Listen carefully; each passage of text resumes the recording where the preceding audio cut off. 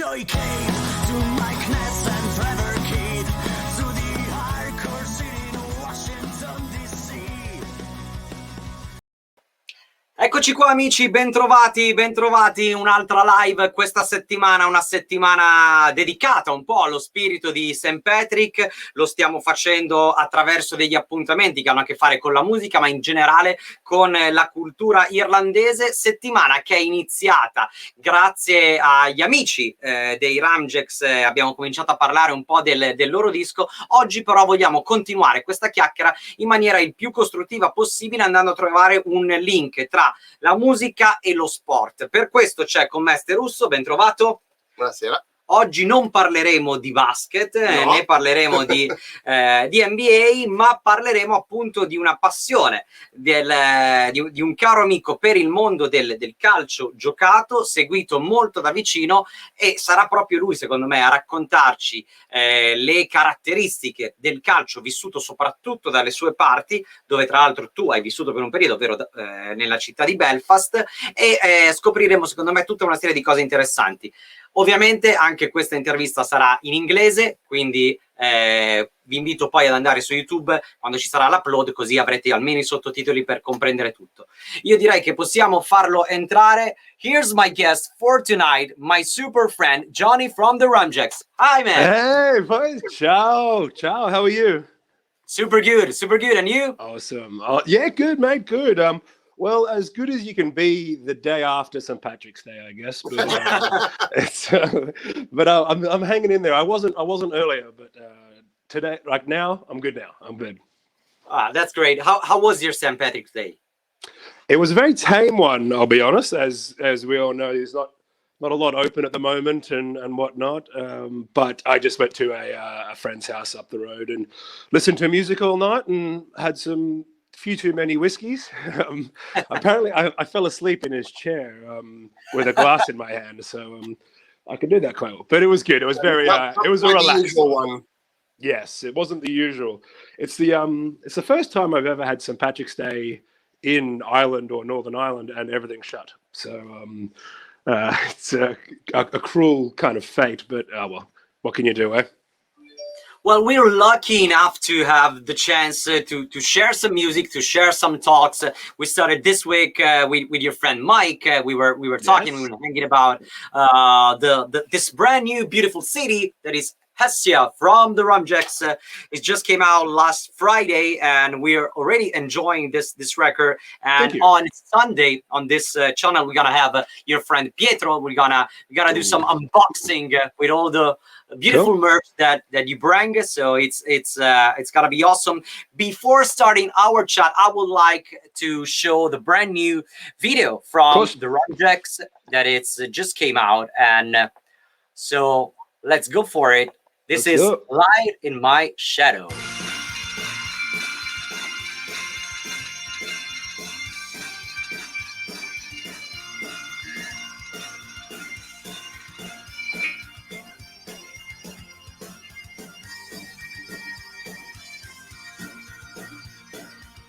Woke up in another state with a pounding in my head.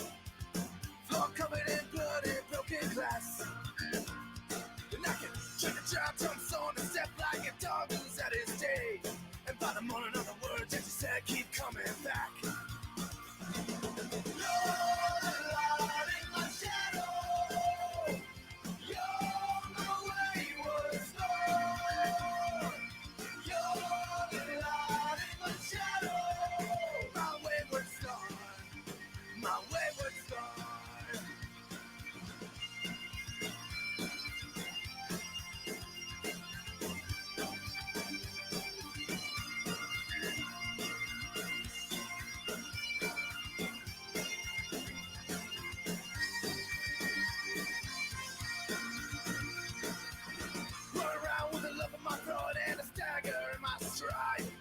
Just another time that I couldn't sink my pride. And I got locked up from biting my tongue 3,600 miles from home. 24 hours to go. You're the light in my shadow. You're the wayward star. You're the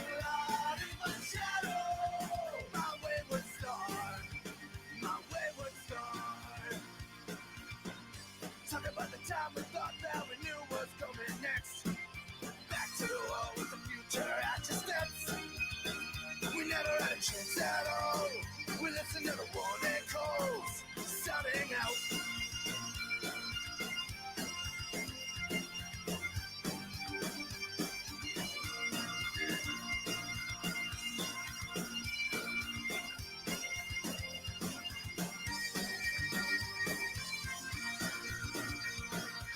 I couldn't sleep with the words in my head, so I thought that I'd walk it out. I walk along with my conscience weighed me down. Blacking out isn't doing me good, so I knew what I had to do. Call you up and admit that I've been a fool. You're the light in my shadow. You're my wayward star. You're the light in my shadow. My wayward star. My wayward star. You're the light in my shadow. You're my wayward star. You're the light in my shadow.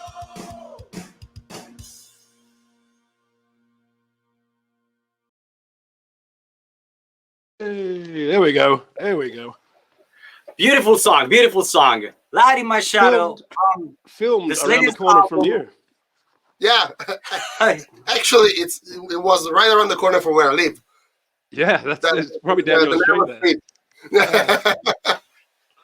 Okay, now we got Chiara. Now she's thirsty now. Now I want a Guinness.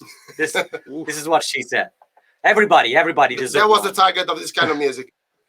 Yeah. Got a few people thirsty yesterday, I think, but Exactly. Johnny, I'm happy you're here because tonight we're gonna have the chance to talk about music, obviously, but mainly we're gonna have the chance to talk with you about one of your greatest passion, that is soccer. Football. Yeah, exactly. This is the first thing to underline. Soccer Right. is on the other side of the pond. Yes, exactly right. In Australia, they call it soccer. America, soccer and whatnot. But as you know, around Europe and whatnot, and I assume apart from those places, everywhere else calls it football, which to me makes complete sense. It couldn't explain the game clearer than that, really. It's Okay. football. But yeah, back in Oz, everyone calls it soccer as well. Okay, because this is like my big thing. Like when I'm a huge fan of American football, so Yeah. each and every time I talk about that, everybody asks about and what about the Milan Football Club or Juventus? And I say, well, I was thinking about the Patriots, but okay. Yeah, exactly. I know. Yeah, in Australia, when I speak to people about football, they think I'm talking about footy. They call it footy. Another very Australian thing. Just slash the words in half, basically, or change them. But yeah, I know there's a confusion there as well too. But I prefer football. Okay, you have now quite a long experience of traveling and coming to our country, Italy. The last video we just saw was shooted in Milan, our favorite pub, Pug Mahone's, and so everybody, I guess, can relate to that song specifically. But what about this passion brought in our country? Like, have you got the chance to actually see some football or to talk about some with some supporter of I don't know, Milan, Juventus, Inter Football Club while you were here? A little bit.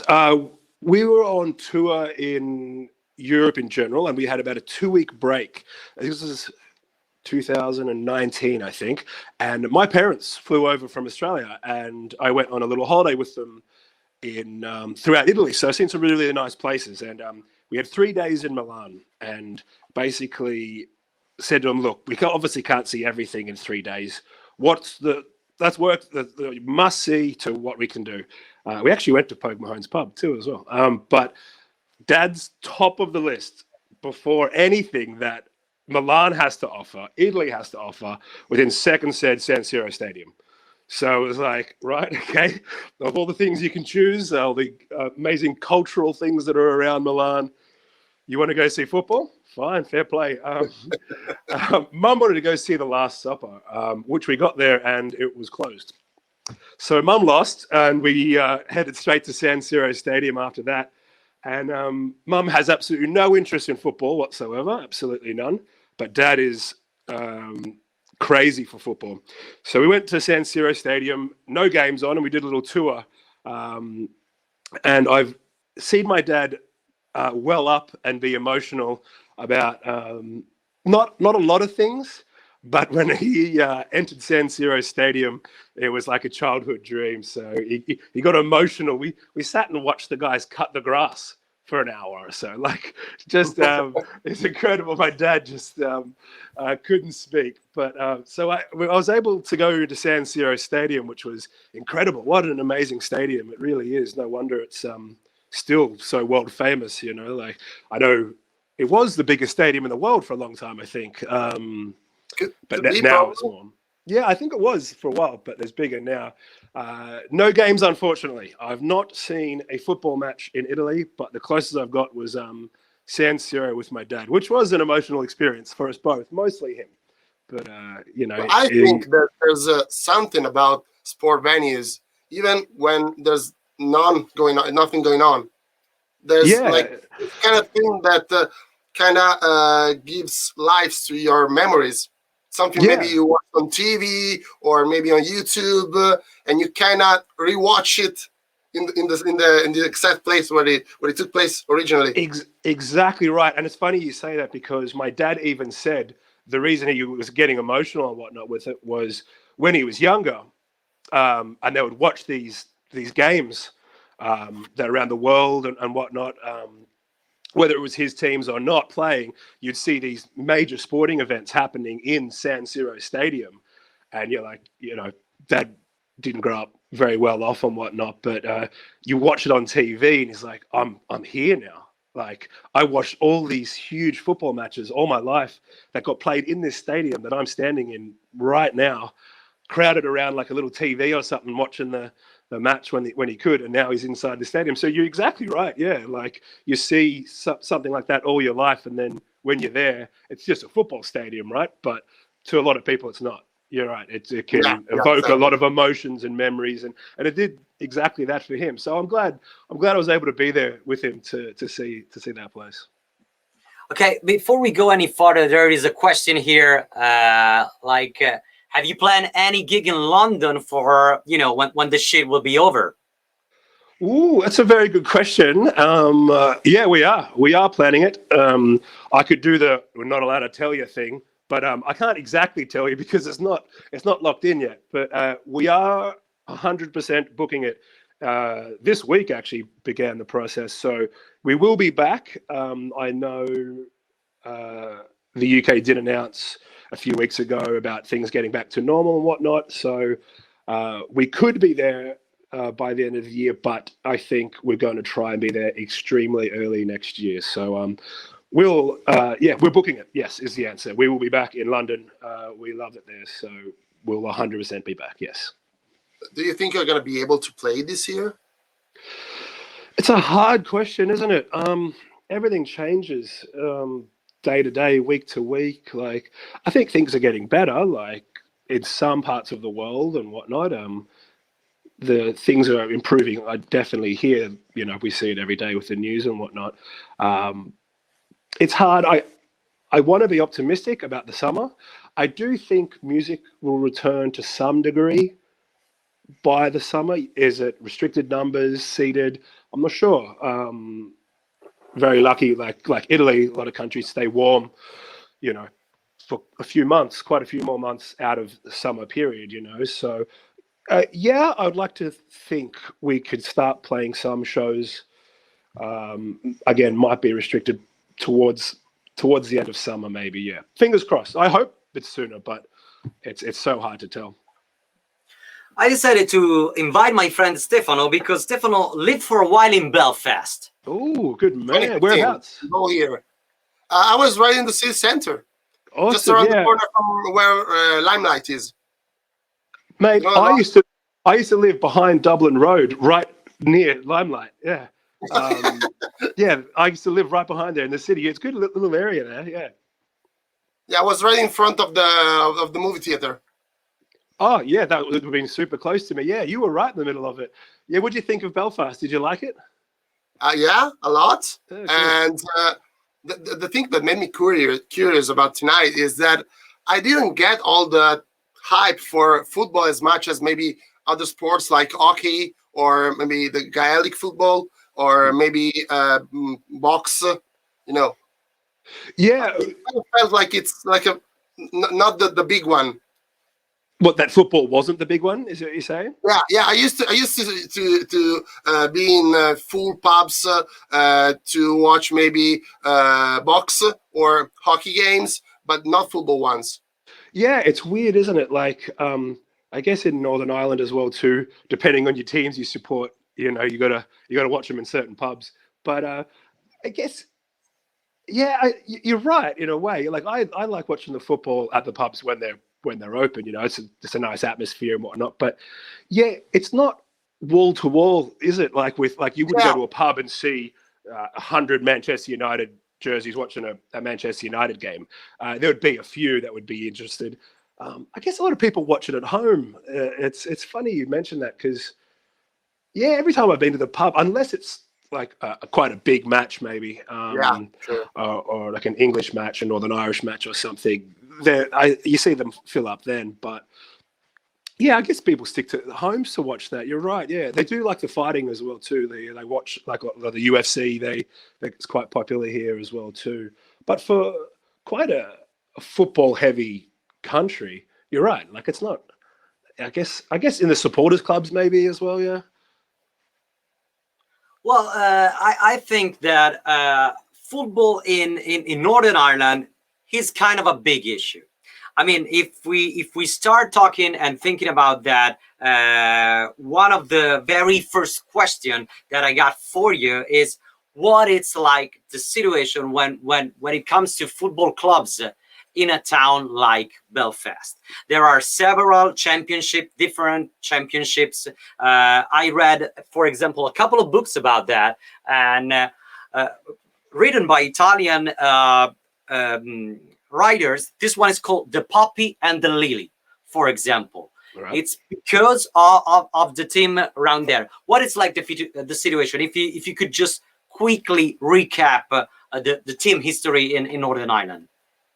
Yeah, it's kind of funny. I guess because Northern Ireland is quite politically charged still. It's much better, but in regards to kind of separation of areas around Belfast, political things aside, just where they were established however many years ago, it was kind of like, obviously there's the loyalty to your team from the town you grew up. But obviously as things got worse, those teams represented those certain areas, So yes, if you kind of supported a team from a certain area, it would tell you way more than just the football team that they supported. Like, you wouldn't, some Northern Irish football teams, the jerseys you wouldn't wear in certain areas, and vice versa. Like, it's just it's kind of understood. Well, you could. It'd be pretty silly to do it, but you probably be very quickly told to move along. But yes, so like I said, when they all established, it was the team in the area, But yeah, as political environments changed throughout the years, it kind of signified a lot more who you supported, and where you sat, politically. That still does exist for sure, but I do think every country has rivalries, like every city has their derbies and things like that. That still exists, but you can still now support these teams without delving strongly into the political side of it as well too. You can just enjoy the sport more now these days. Okay. I got here my friend Gianluca, who actually wrote this book, Up the Celts. This is hey, there it is. Yeah, his point of view. Open a free there, Gianluca. There you go. So I'm assuming he's a Celtic supporter. It was Yes. yeah. Okay, I'll take a wild stab in the dark on that one. Yeah. Yeah, the situation, it's like you said, it's political, but involves like different championships. So that's probably one of the other reasons why you cannot actually see a certain football team in maybe the UK championships or the Ireland championships, the Irish league. So that's why some teams moved back from back in the days. Yeah, exactly right. And also kind of where they're established to, like where their stadiums are now. I'm not far from Windsor Park, where Linfield, that's their home team, you know, but originally Windsor Park wasn't originally that, you know. But yeah, and there's the support here as well too. A lot of Northern Irish people, yeah, they all have their English football teams, they have their Northern Irish teams, and then they have like they follow the Scottish football as well too. So they do. It is heavily supported, I guess, but you know, everyone has their team from whatever country and league that they want to support as well too. You see a few Italian jerseys around as well too. Different Italian football teams here. Not many, but you do see them. How did you get into this sport? Because of your dad? Yeah, from my dad. In Australia, it's growing up.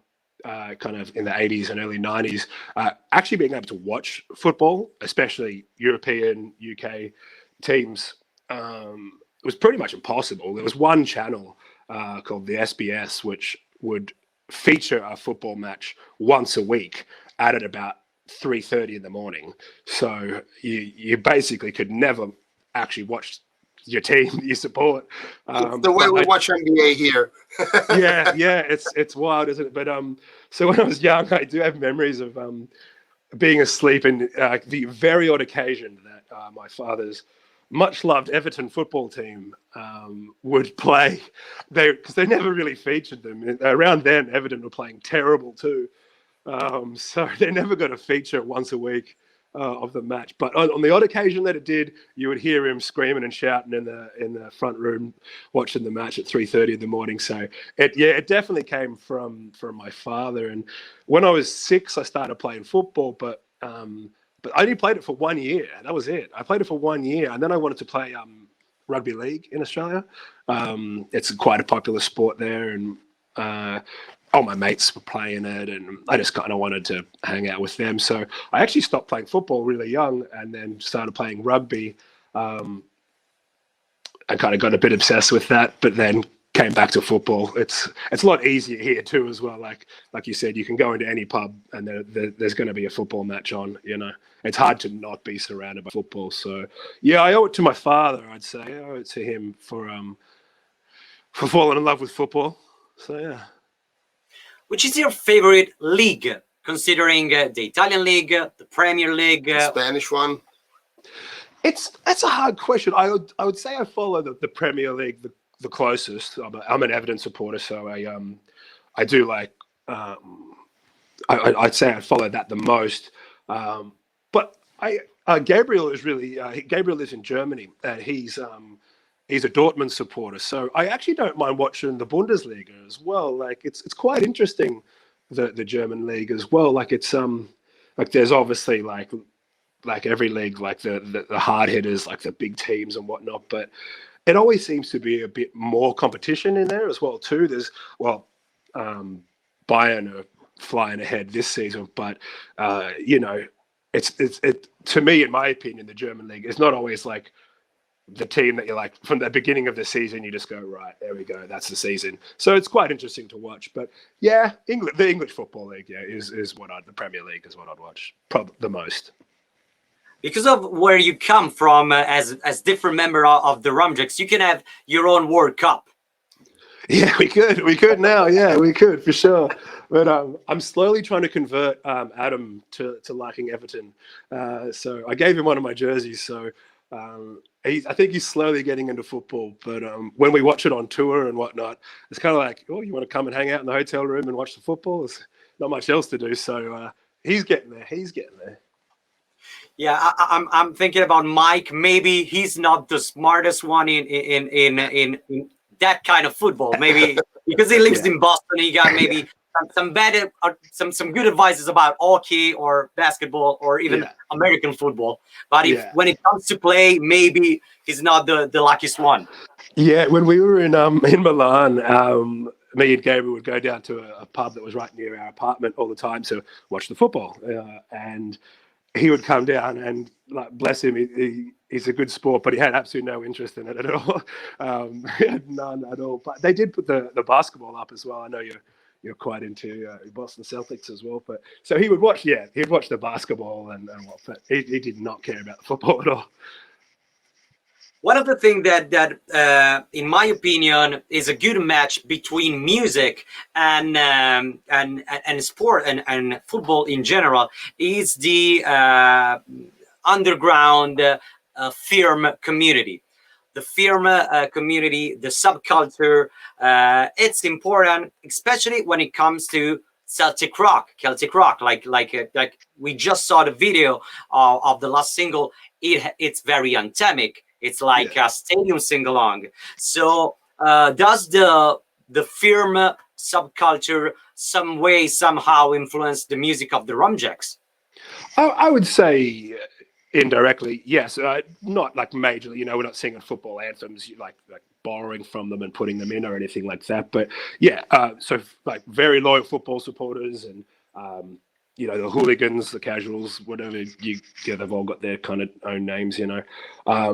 Look, they love to sing, don't they? Like, they've all got their football teams, they've all got their songs and their chants. And of course, you're right. It's simple, it's catchy, it's effective, and you get half a stadium singing it, So I think if you can do that into music, you're doing something good as well. So like Light in My Shadow, that's a big chorus. It's quite easy. There's not a lot of words to it, for sure. So if a football team would like to take up any Rumjacks songs, they're more than welcome to do so.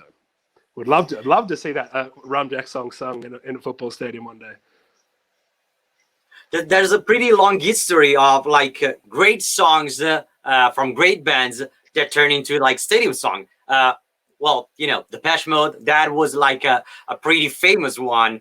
Or talking about American sports, shipping up to Boston became kind of an anthem for some teams. The Boys Are Back. Yeah, the Boys Are Back for NHL. So many songs with that pretty heavy connection with the genre itself. Is there any of those, we can call it casuals band or skinhead bands that you like, that you probably constantly listen to and have this kind of connection to? Well, I'm glad to say good friends and also a fan of Booze and Glory. They're very open West Ham United supporters, especially Mark, the singer, and Liam, the guitarist, when he was in the band as well too. So they've got songs like 3 Points, and they put on the Forever Blowing Bubbles, the song. They mix that into, I think that's at the end of London Skinhead Crew. You kind of hear the Forever Blowing Bubbles song that they adapted and West Ham took on, and that's one of their songs, as you mentioned, like another song that a team takes on board. And it's strange how some teams, how they pick songs, like the Northern Irish team, a lot of football teams use it as well. Sweet Caroline, whatever, like they sing all those, like how, like at what point did that song get related to your team? Like Forever Blowing Bubbles, like you've got these big mean looking men singing about blowing bubbles supporting West Ham United, but it's good. I think it's part of the fun though as well too, like every team has their naughty songs. Like that old video with the hooligans guys singing the song from Savage Garden. Yeah. Yes. Truly Magic. Yes. That was, as far as I'm aware, for a Valentine's Day advertisement for, was it Puma, or it was a sporting brand? I can't remember, but it's absolutely perfect. It's absolutely perfect. And like Savage Garden. Totally loved it. Why would Savage Garden, Australian band, doing pop music about love and romance? How did that end up to be like sounding so? But yes, it's a great video, great ad actually as well too. Gianluca again, he says, I love the connection of the Undertones with Derry City Football Club. That's a good one. Northern Irish team, yeah, a Northern Irish band as well, yeah. Like you said as well too, there's so many of those little associations, isn't there? Like I don't think I've always wanted to know what a lot of bands think when teams take them on. Like they may not even support the team like at all. So it'd be quite weird. Like Rangers Football Club, they took that song "Live It Up" as an Australian band. What are they called? The Australian band. Men at Work. I think it's Men at Work. Men at Work, yeah. They miss like that song came out in the 80s. Like Australia. I don't think anyone around the world even cared for the song, and then a Scottish football team brings it up, and it's a song for them now. It's weird. It's kind of funny though that teams do it, but how they get to it, I've no idea. Right? Talking about the album once again, Hestia. Now it's almost a week. Tomorrow is going to be a week from its release. What about the feedbacks you're getting from this last record? It's quite different from the other one. Obviously, there's a lineup change with the singer. That it's a huge argument. So, what's the feedback you're getting from that? It's been really, really good, honestly. One, it's been super interesting to see what songs people like. I guess when you make any album, you kind of have your own personal favorites, or you just don't know. So when you put it out there, and then you start getting feedback, it's quite interesting to hear what people like. So all around, you see a lot of people saying the different songs. It's not one or two. It's quite spanned out. So that's quite good feedback. But especially in regards to like you said, the lineup change with Mike joining the band, you can change a singer. Changing a singer is a big deal, and we're always very aware of that, and how the response would be. And we put a single out, or you put a song out, and you get a little bit of feedback. Put another one. But when the album come out, that's all the songs. It's all 14 or 15 of them, and that's when you get like a lot more feedback. So from that, we are incredibly not surprised. We're humbled with how good everyone's been about it, and full of compliments as well. And Mike on his style and his singing and the songs, the whole thing. So it's been really, really good feedback. It really has. So, like I said, we expect mixed emotions, or it's not the same or anything like that. But it's been 99.9% super positive. So we're like I said, we're still kind of fresh with it. It's like you said, not even a week. So these last 7 days, it's been fantastic. It's been really good, the feedback from everyone now. Yes, I was talking to Mike about the fact that he's been he was super worried about not to change what you've done through the years. Like you want to keep your identity as a band.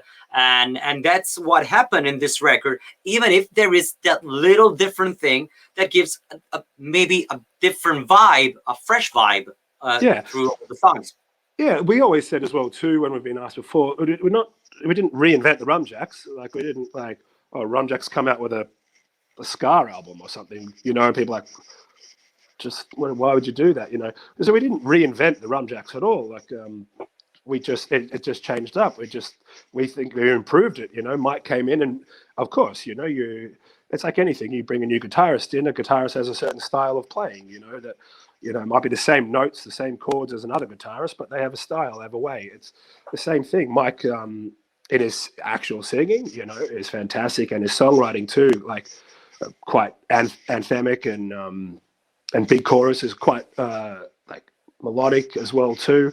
We didn't, like I said, we didn't set out to reinvent the Rumjacks. It's all there, there's no big surprises. There's been people that have been quite complimentary about the ska parts in songs and whatnot as well, but they've always been there as well too. Like it's not a ska album, it just has little parts of like ska and reggae in songs and whatnot. It's just like you said, different vibe, different kind of atmosphere to the songs as well too. So people have mentioned that as well, like listening to it, they're like, oh, it sounds really nice, it sounds really fresh. It's like it's different, but it's not different. It's like it's just something like refreshed in the band. Okay, I get this question for both of you. Try to think about big bands, or maybe your favorite bands, lineup changes when they change a single member of the band who had the best results. maybe if you want, I can start. So I leave you some time to think. I would say Bad Religion. When Bad Religion got with the guys from Minor Threat with Brian Baker, that was a huge step up for the band. They had already a beautiful lineup, but when Brian came in, everybody seems to be refreshed and hyped again. So my choice of the new member who helped the band is Bad Religion with Brian Baker. Wow, tough one. Especially because my favorite is Green Day. They never had a major change in the lineup. They had at the beginning. At the beginning they had a different drummer. True. And the difference was quite a huge one. Yeah. But then it was all the trio. So yeah, it wasn't. Well, there's quite a few. Maybe Mike Markey with the Ramones. Oh yeah. There's especially there's quite a few bands that have changed singers as well too, which, like I said, is it's not uncommon that lineups change in bands. They get a new bass player in or things like that. But yeah, the singer's a big one, isn't it? Nobody cares about the bass player. Let me tell you. anyone can play bass. Anyone can play bass. Think about it though. AC/DC. Arguably one of the world's biggest bands, Bon Scott, but a very much loved member, and he didn't obviously leave the band intentionally. He died, but look what AC/DC went on to do. Wow, some of their biggest hits are without Bon Scott, So I'm not going to say it got better, without Bon Scott, but look at that. That's a huge one. They still do have a monster career with such a huge change. The singer dies in a band, a lot of bands stop, for many reasons. But AC/DC is a big one. And look, early Dropkick Murphys too. Yeah, Dropkick Murphys changed frontman, and they've changed members as well too. And our good friend Mike from Street Dogs. Exactly, Mike McCollum. And look, he went off to do amazing things as well too. So it's not all doom and gloom when band members change. It can go on to be a beautiful thing. So I think that's what's happening now for us. So we're very happy at the moment.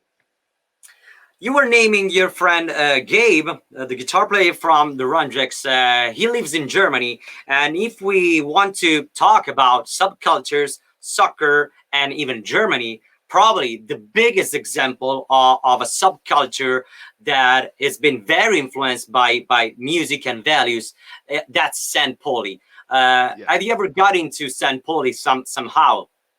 Well, I can answer yes. We've actually got into St. Pauli in that we got into the stadium there once. We also played the St. Pauli stage. Every year, I forgive me, I forget the name of the festival, but they celebrate the town, Hamburg, where St. Pauli are from. And there's down by the water, they have a big festival and multiple stages, I think for about a week, and they celebrate the history of the city and whatnot. And we played on the St. Pauli FC stage that they had there, run by our friend Sven, who was very, from the beginning when St. Pauli started there, like you said, that kind of underground and that support that is worldwide now, that subculture through St. Pauli and football, he was there when it was kind of really starting to kick off. Not many people know St. Pauli were quite a lower league team, and Jolly Roger stage, yes, that's it. Yeah, there you go. And then we went and drank at the Jolly Roger, the most stickered pub I've ever been in my life. There is, everything is covered in stickers. It's wild.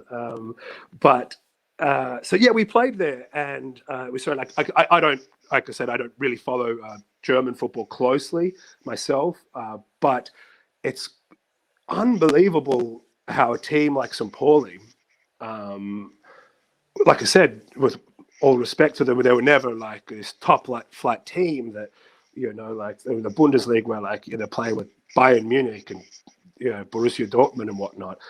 To have such a strong following and the subculture, to bring so much attention to a football team as well too through that, is incredible. It really is. And what obviously the things that they stand for as well.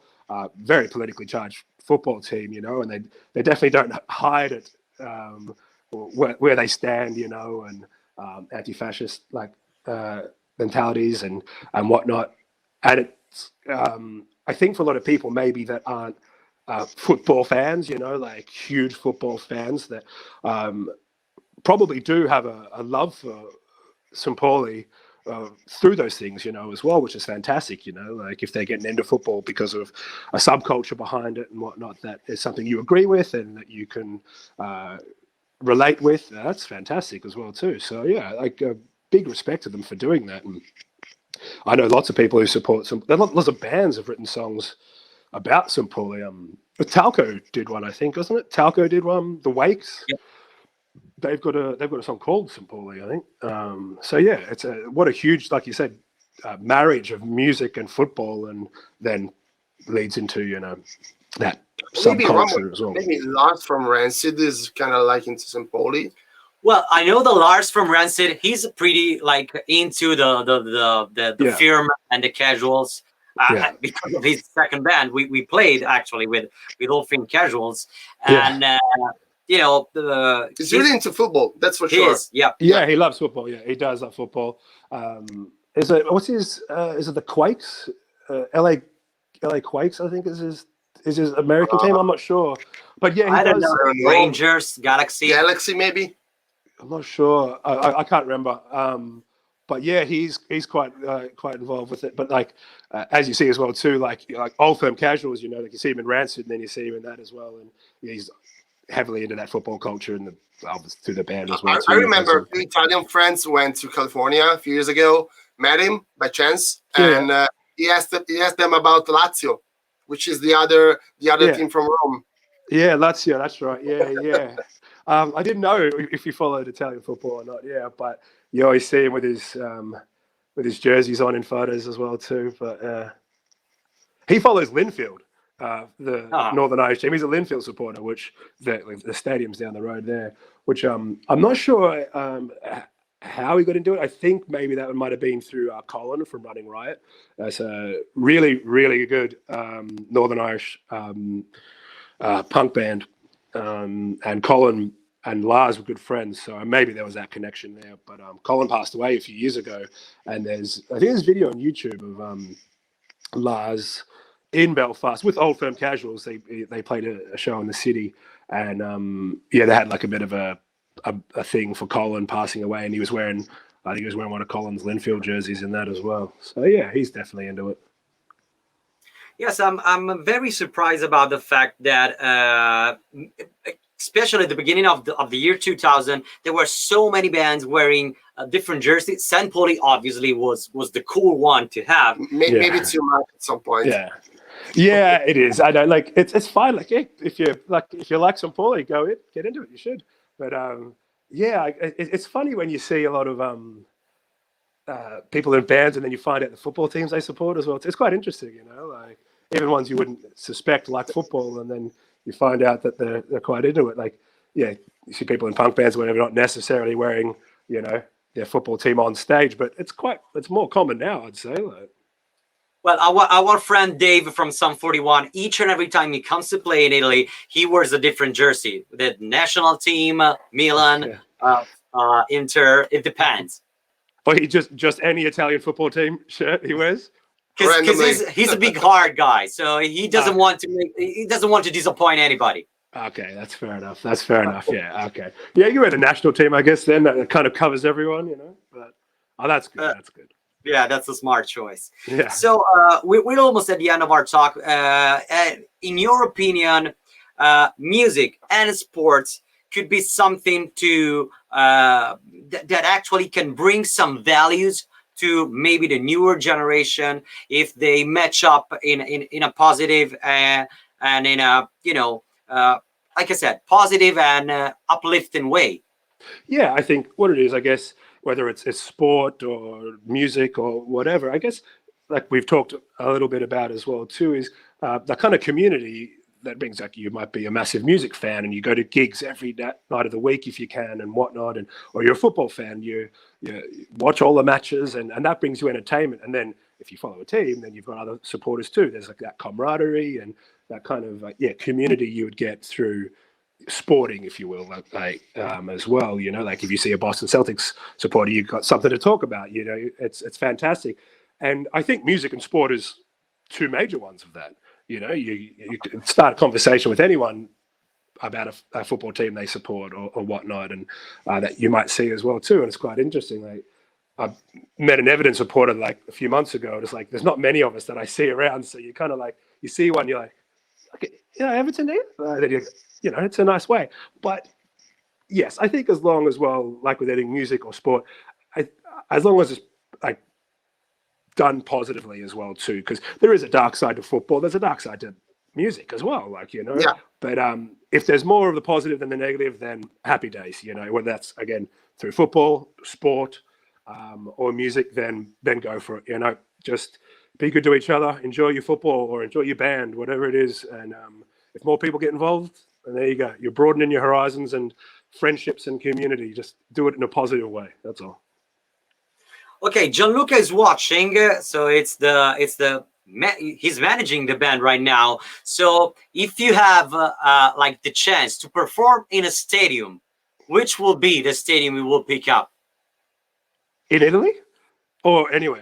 Wherever you like. Because if it was Italy, I would have to say, I don't know the name of the stadium, excuse me, but it would have to be in Bergamo for Atalanta.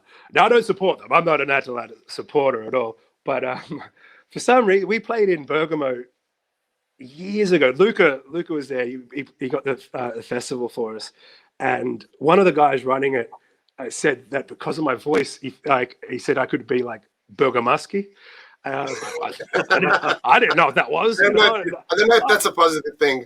I didn't know what that was. I was like, all right, cool. And then so that kind of was a running joke, you know, about me being from Bergamo, Porta, and whatnot. So I would say if it was going to be in Italy, I'd say the Atalanta Stadium. Because apparently I sound like someone from Bergamo. I don't know. Why not? Why not? As far as I can remember, it's a quite small one.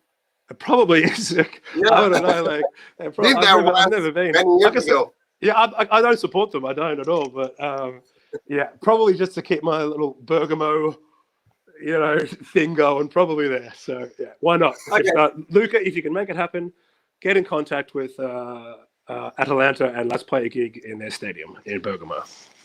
Okay. So that's your choice. So you missed the chance of asking for opening for Bruce Springsteen in San Siro. Yes. Yep. Prefer Bergamo. We'll go to Bergamo. I'll do that. That's top of the plate. The good thing is that the sound it's probably better in the Bergamo one than in San Siro. It's smaller. Yeah, exactly. Yeah. Not many people support it sometimes. Yeah. Well, we can work our way up to San Siro. You know, bring my dad back for that one. We'll start in Bergamo, and then we'll go to San Siro. The next tour. Yeah. Okay, Johnny, thank you so much for your time. It's been a pleasure. You're very welcome. Thank you, mate. Love it. Thanks for having me here, and thanks for being legends and talking about music and football. It's I could do it all night if I could. We're gonna have the chance to see each other maybe within the next months. Yeah, I'd like to, mate. Well, I hope so, because that means things are getting better. So if it is, I'll see you at Pug Mahomes and we'll have a beer, okay?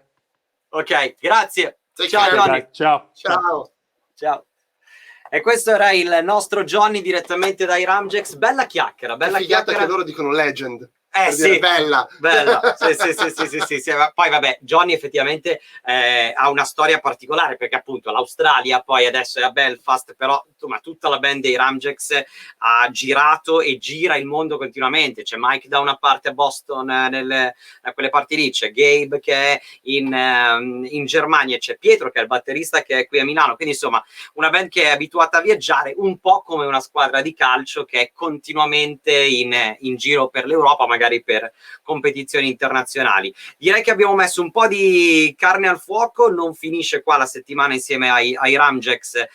Domenica pomeriggio ci sarà qui il batterista Pietro, proprio per fare un po' di unboxing di quello che è il materiale, il merchandise della band. Poi se vorrai invece tornare a quelle che sono le nostre sane abitudini, domenica la sera c'è l'incontro tra Orlando Magic e Boston Celtics. Si conclude la settimana di St. Patrick, dovrebbero esserci le maglie Earn Not Given, quindi quelle celebrative dovremmo vedercele. Ste, grazie mille per essere stato qui. Grazie. E grazie mille a voi per averci seguito, è stata una figata. Se volete la ritrovate ovviamente anche su YouTube, condividetela e ovviamente continuate ad ascoltare Estia, il nuovo bellissimo lavoro dei Rumjacks.